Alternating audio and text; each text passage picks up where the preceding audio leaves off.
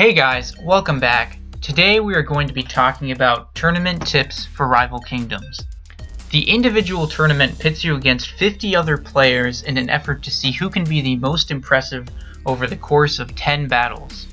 You win rings based on your final positions in the tournament, anywhere from 82 all the way down to 4, as well as a bonus number of rings that can be anywhere from 125 to only 5, but it appears that everyone gets at least a few, even those who don't finish all of their battles.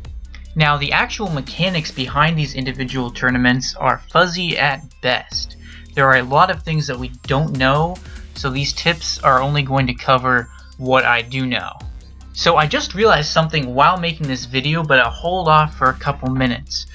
First, the best way to prepare for a tournament is actually to lose a battle. You want to get your streak down to 0, or maybe start from 3 wins or less, because otherwise you're pretty much guaranteed to lose one of your battles, and that really will knock down your placement and limit your overall earnings in the tournament.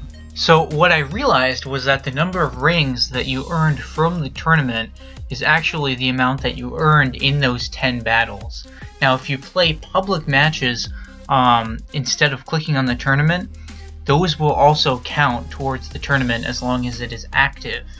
So be careful when playing public matches with a tournament active. But what this means is that in fact you get rewarded more in the standings for fighting tougher opponents and earning more rings within those 10 matches that you play.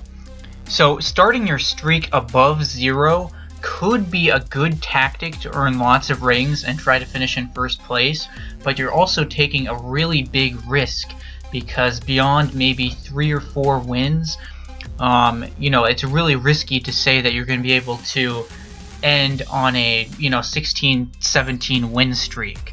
Right, so you have to be considering, if you want to win every single match in the tournament, where is my win streak going to be at the end of this, and is that a realistic goal for me to achieve? Or do I even need this many rings to win? Sometimes it can be very beneficial to wait for the other players to play their matches and then see how many rings they've earned, and then that can give you an idea of whether you would want to try and go for all 10, which of course you would anyways, but it gives you an idea of, maybe whether or not you would need to use boosts to try and make sure that you win every single match, and, where you're going to end up in the standings.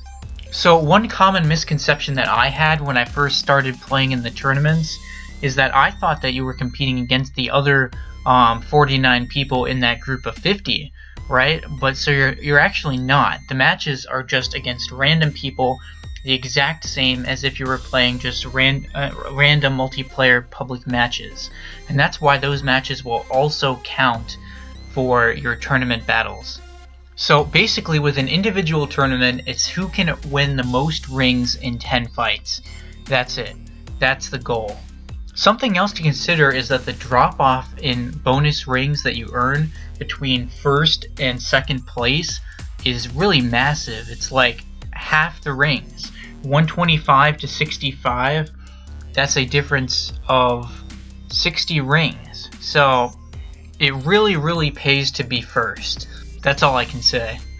This tournament that I was just in was won with 82 rings, so that's about 8 rings per match, which is quite a few. So maybe you would want to start on some type of a streak, but I think that's really risky unless you know you have boosts to be able to pull it off.